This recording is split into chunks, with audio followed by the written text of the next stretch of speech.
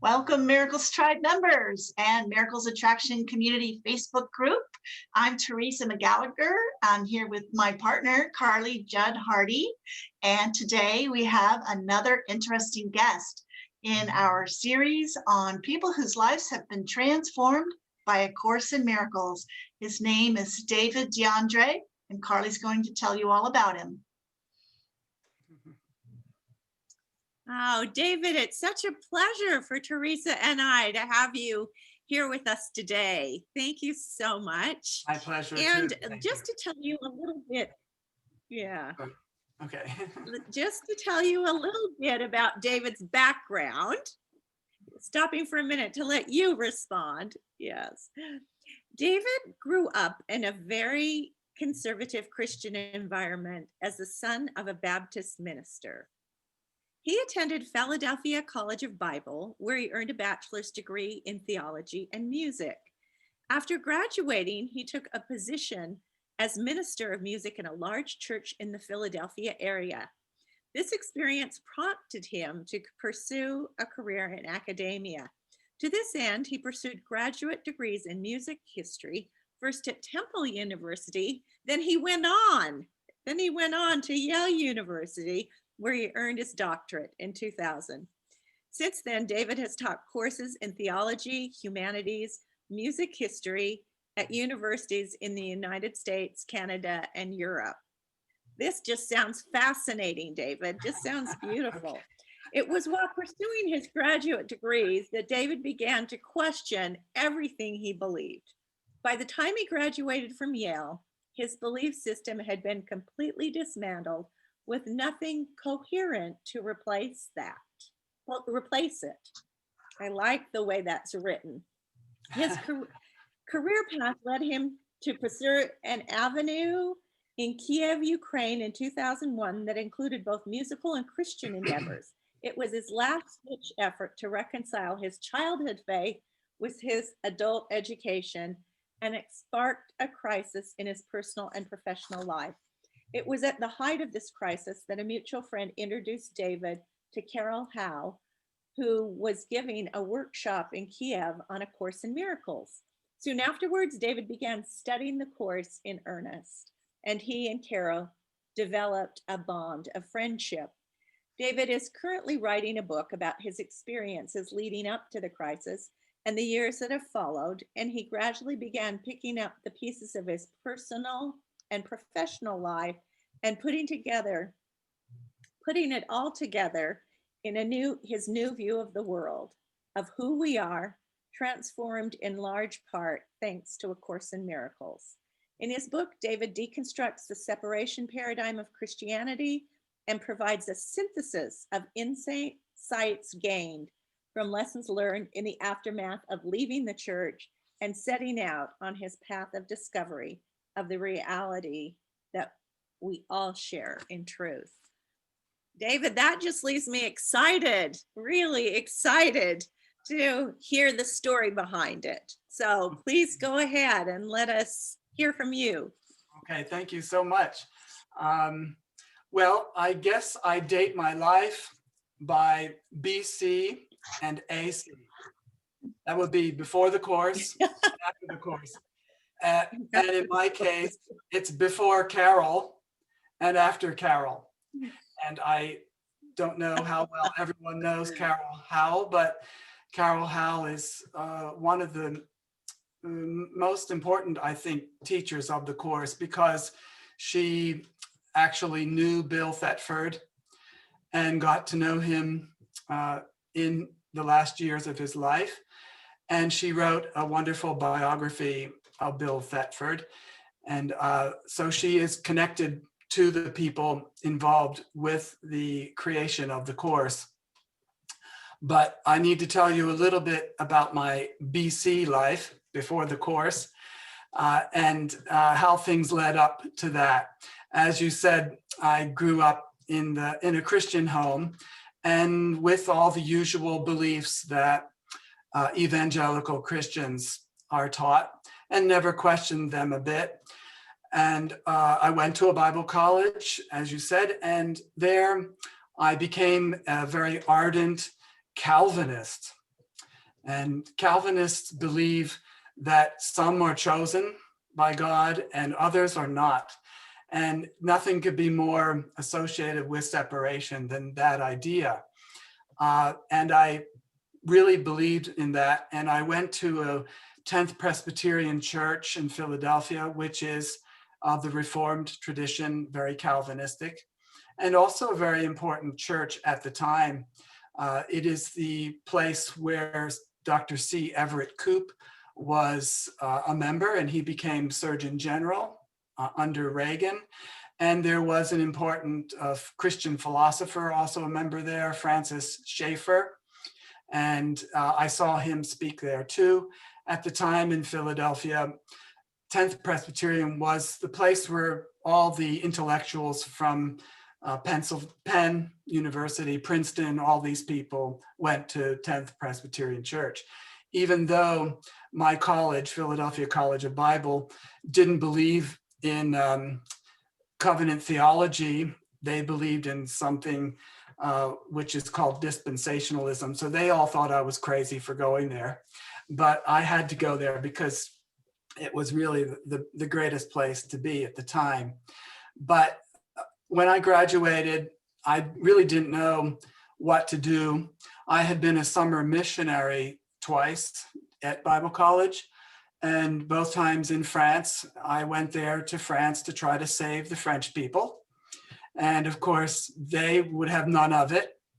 And it turned out that France actually saved me because it opened my mind to another place in the world where the lifestyle was fantastic. I studied classical music, and there I was in Western Europe, the birthplace of classical music.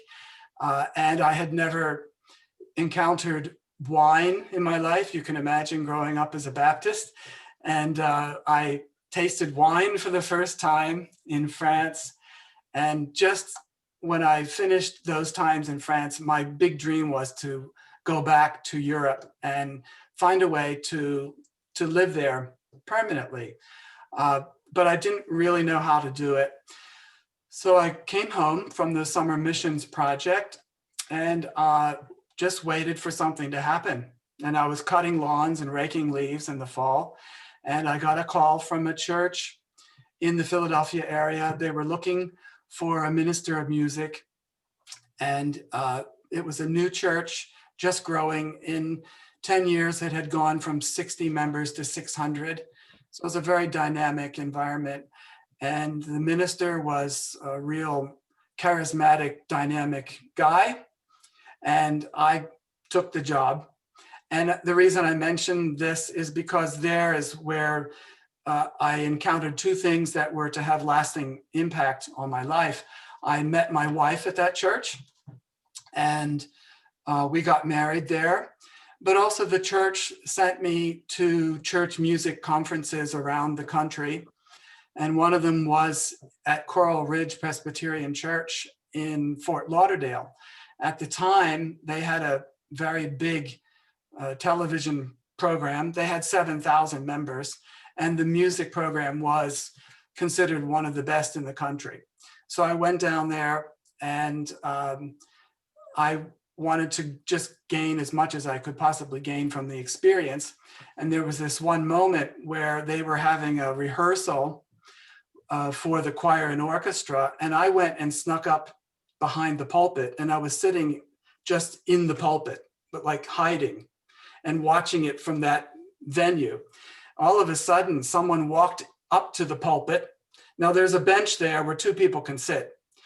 This person walked up to the pulpit and started reading a narration. And I found out very quickly, it was the stained glass voice of Dr. James Kennedy, the big preacher of the church. And there he is right there, standing there. And he sat down next to me and looked at me, and he smiled. And during the break in the rehearsal, the director of the music program, Roger McMurrin, came over to talk to James Kennedy. And he looked at me, and I said who I was. And we hit it off right away. And he almost offered me a job on the spot. It was just that much chemistry between us. Of course, I didn't accept because I had just gotten this new job. I didn't know what I was doing. But over the years, as I went back to graduate school, Roger kept in touch with me and offered me a job every year. Well, when I graduated from Yale, I applied for 50 jobs in the academic world all over North America.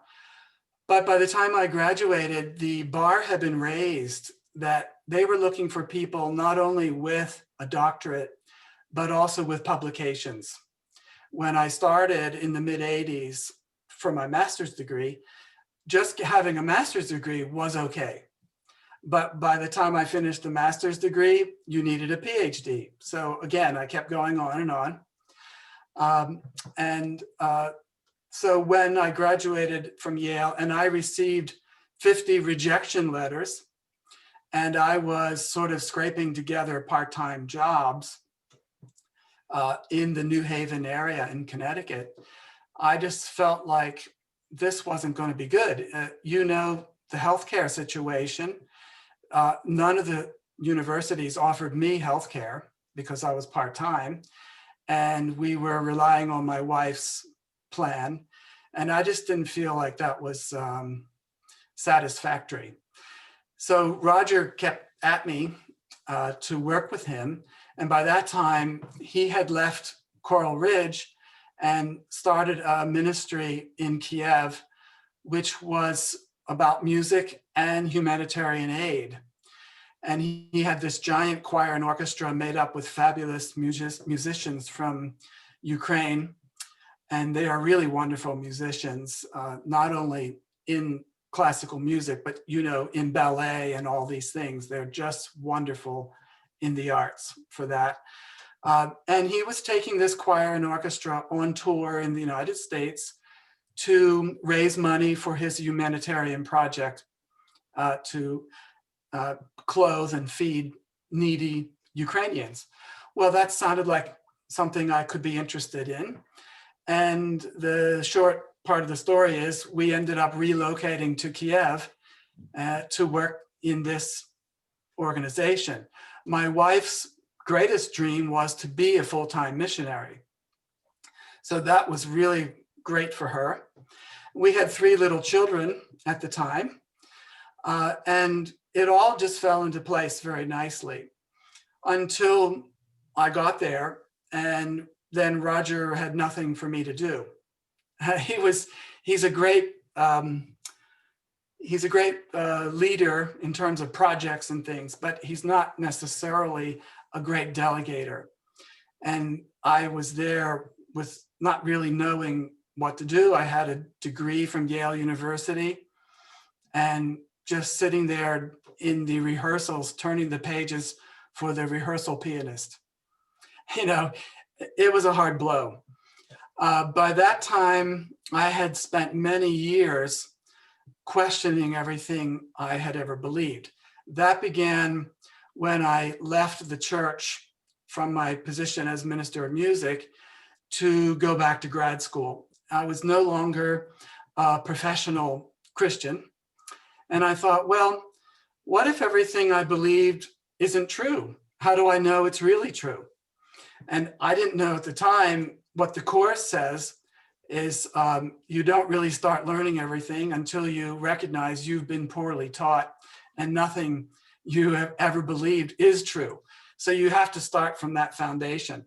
And I just basically thought, well, what if God doesn't exist? And I tried out atheism for a while, and that didn't really work for me too well because as a classical musician, classical music really does get you in touch with a transcendent feeling that there is something else out there. And I sort of wallowed around for a while. And the only thing that really stuck me at that point was near-death experiences. And I thought, I read a book about those by, I believe the author was Moody. And I was not impressed by the stories of the white tunnel and the light at the end of the tunnel, but I was impressed by those who could see their bodies during the things that were being done to their bodies in the emergency rooms and things like that. That made me think that, consciousness can survive the death of the body. And that was about the only place I was when everything hit the fan in Kiev. I had nothing really to hang all of my beliefs on. I didn't have any.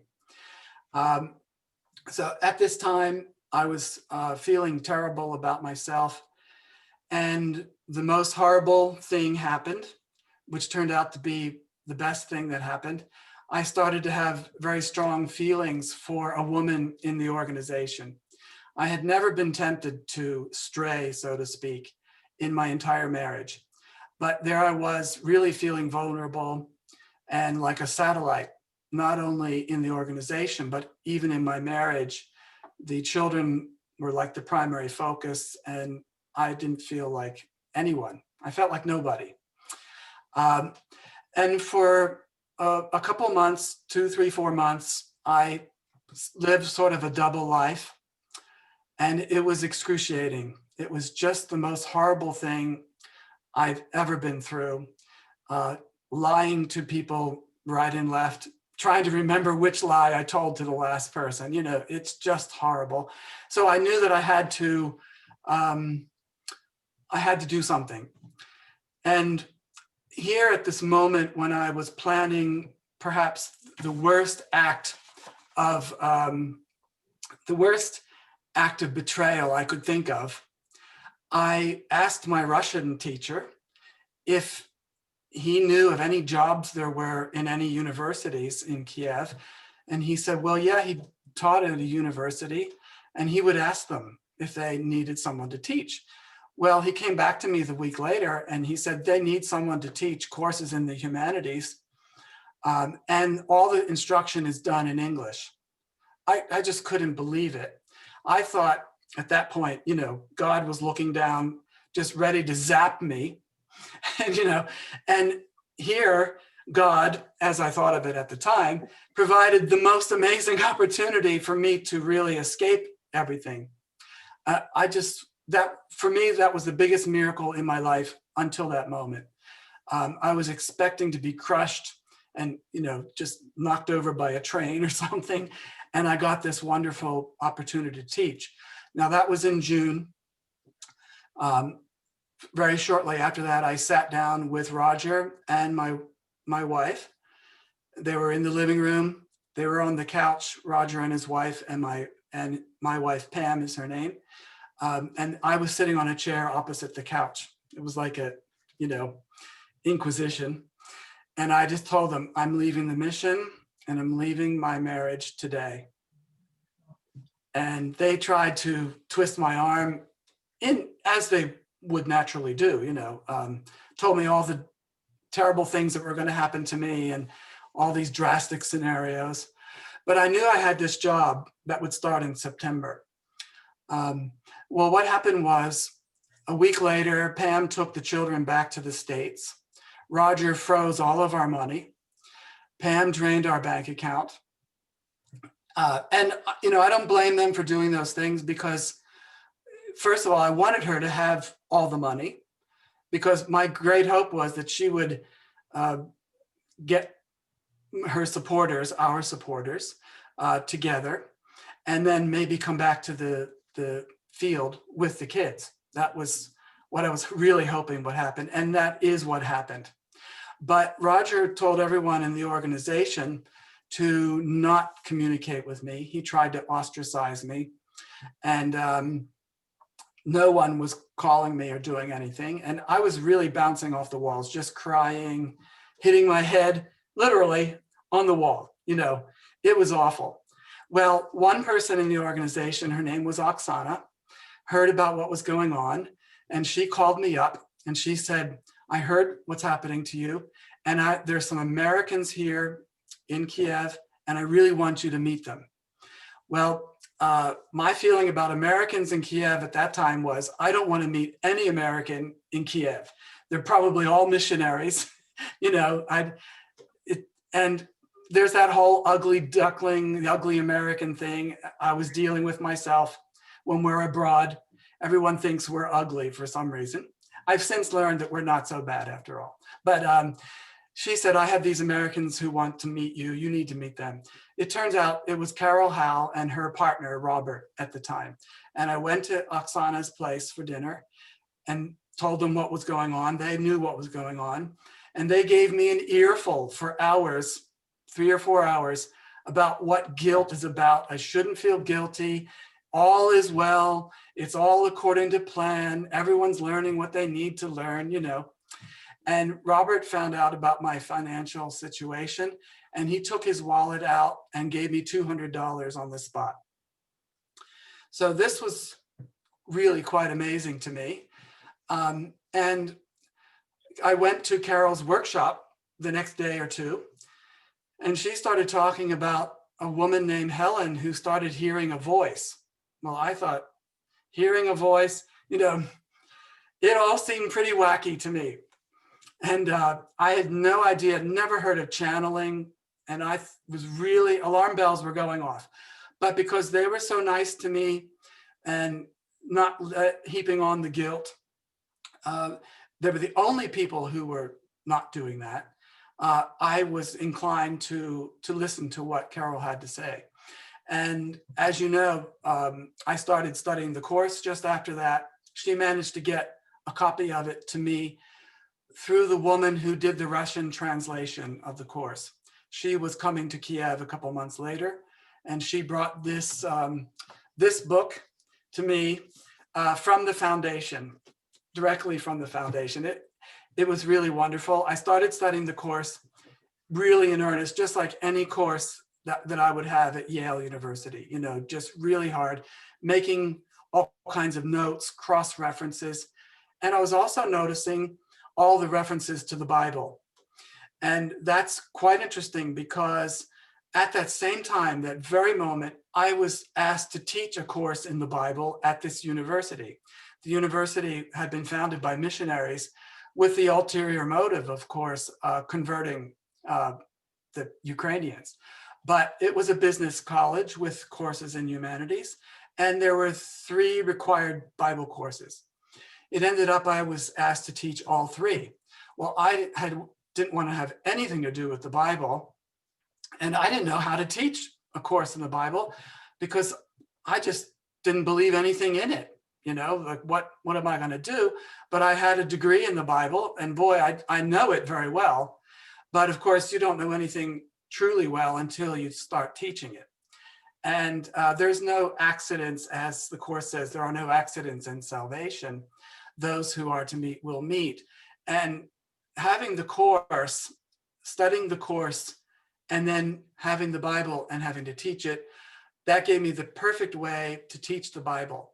It showed me how the biblical authors were projecting their fear onto who they thought God was. And in fact, the Bible is a giant projection of fear based on the egoic belief system of separation. And the more I began to see that, the more I began to incorporate that into my classes and show, for example, how Paul is just in mortal dread of God. And if you look at the New Testament, all the references to the wrath of God are found in Paul's epistles, except for a few in the book of Revelation. And we know it's all about fear too. But I was able to show that stuff in my Bible classes. And it really forms the basis of the book I'm writing about that. But at the same time, I was having to deal with going through a divorce, and I was living with a partner who was an alcoholic. So I think, Carly, your expression is sandpaper. And this was ultimate coarse sandpaper. You know, I was between a rock and a hard place. And I began to see how my feelings of guilt were reflected in each relationship. And this is what the Course is so strong about, our attraction to guilt. And when you start learning how to forgive yourself, the external world reflects that perfectly. So as within, so without. And as I cleaned up the guilt, and believe me, there was a lot of guilt associated with my ex-wife at the time. I mean, I felt guilty for years. And I had to work on that a lot. And then I saw how my new partner reflected that guilt. Now, the thing there was she was a very, very jealous person. And I mean, crazy jealous.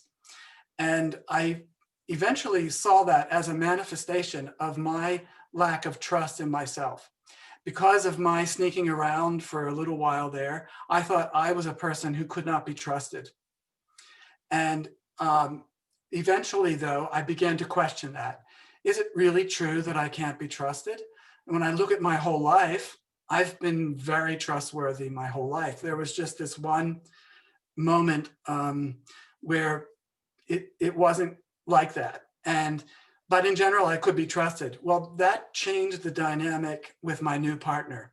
She suddenly realized she couldn't use guilt to manipulate me. And when you change the dynamic, that really brings out, it changes the dynamic of the relationship. Now, during that time, I put a little welcome message on my phone. You know, when you turn on your phone and it has a little message, and the message was, I am with you. And it was my way of reminding myself that Jesus was with me. I remember when I first read the Course and I realized that it was probably channeled through Jesus. I mean, Jesus was the voice. I had goosebumps. So I put this little message on my phone, and every day I turned on my phone, there was, I am with you. Well, when it came time where my partner, her name was Wanda, and she realized that I wasn't going to take it anymore. I couldn't deal with this relationship and her getting drunk all the time. I just couldn't deal with it. She got really violent. She got very drunk, and she told me one night, if you go to sleep tonight, I will kill you. And she came in every hour that night. I sat up in the bed and she was on the couch. She came in every hour and she said, are you awake? Because when you fall asleep, I'm going to kill you. Right. And that was pretty hairy. We survived that weekend, but on the Monday, I was at school and I found that there was a room open in an apartment where two of my former students were living. And by the time I got home, now that conversation lasted 15 minutes. Wanda knew that I was setting up a situation to actually get out, you know, and she wouldn't let me in the apartment. But I finally managed to get in. And when I got in, she attacked me with a knife. She came rushing at me with a knife. She hit me on the side of the head with it. I got out.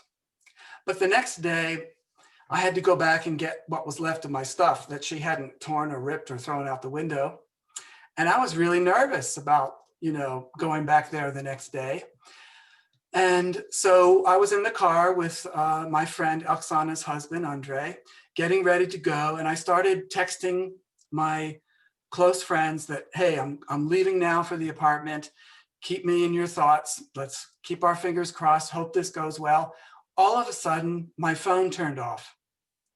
It never turns off on its own. You know, you have to hold down the button or whatever. So I had to turn the phone back on. And there came the message, I am with you. I couldn't believe it. Just, you know, a sense of calm came over me like you can't imagine. And I'm sure you probably can imagine it. You know what I'm talking about. And we drove to the apartment. Wanda decided not to be there. She stayed at a cafe and she called me and said, I'm going to stay there until you leave. But she came up at the end and we had a very long hug. And we both knew it was over and we had learned the lessons that we needed to learn. And it was the most peaceful scene you can imagine. And I think, I know our time is limited here. I could tell you many other stories like that, but that's one thing the Course helped me realize, that we are never alone. Our inner guide, and I like to always think that it's Jesus, is always near us. The Course says, if you knew who walks beside you on the path that you have decided to take, fear would be impossible. And I think that's one of the most important messages I've learned from the Course, that every time fear comes up, I'm not alone. And as it says in the last chapter, choose once again. You can either decide that you're alone and a body and vulnerable, or you have the enormous strength of Christ in you, always available. Guidance is always there for you.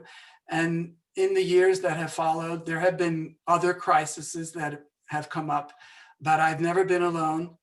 And that's the great value of one thing of the course, to know that we are not alone, and that it helps you walk through fears and live a life with a lot less fear. And that's extremely valuable, I think, for the course. But I don't know how much more I can go on here. Do I have another minute or not? Sure, go ahead. Okay, because I'll finish on a happy note. When I moved to Brussels and was in another relationship which was also toxic, and I finally got a grip on how my guilt and attraction to guilt was operating in these toxic situations, we broke up, and I had a couple of years to really work through that. But then I wanted to get more in touch with course students around the world. I had been studying the course basically in isolation for all these years. And I got involved in a chat group, a discussion group on Facebook for A Course in Miracles. And there I started making posts, and a person started making very insightful comments to my posts and saying incredibly deep, profound things. And I was very impressed, and we started chatting on the posts. And then a couple of days later, she sent me a friend request, and we started chatting directly, privately. Her name is Alexa, and she was living and does live in Edmonton, Alberta. We started chatting, and after 10 days of intense chatting, we decided we really wanted to meet each other in person. So Alexa did the boldest thing I can imagine. I'm so proud of her. She just bought a plane ticket to come visit me in Brussels. After 10 days of chatting, we had never even seen each other. We were just going on pictures on Facebook. And we decided not to talk, just to keep chatting until she arrived.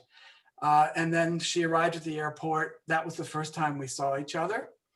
And we spent 2 glorious weeks together in Brussels, just talking about the course. And she's also had other experience with channeled sources. And it was really, really wonderful. She went back to Edmonton. I bought a ticket to visit her. And as time elapsed, I just thought, well, I'm not going to use the return ticket. I'm just going to go. I bought the return. I'm just going to go, sight unseen. We decided to get married, and we met at the end of April. And by middle of September, we were married, and I was living here where I am living now. And that is thanks to the course as well. So the course can be a great dating source if anyone wants to know about that. Anyway, that's my story for the positive note. What a beautiful story. Thank you so much for sharing your life with us, David. And we are so pleased that we are able to share it with everyone else in our community. And we encourage our members to look for you on Facebook and to look for your book when it comes out. We'll keep everyone posted about that. Thank you so much. It's been a real pleasure. We've loved having you. Thank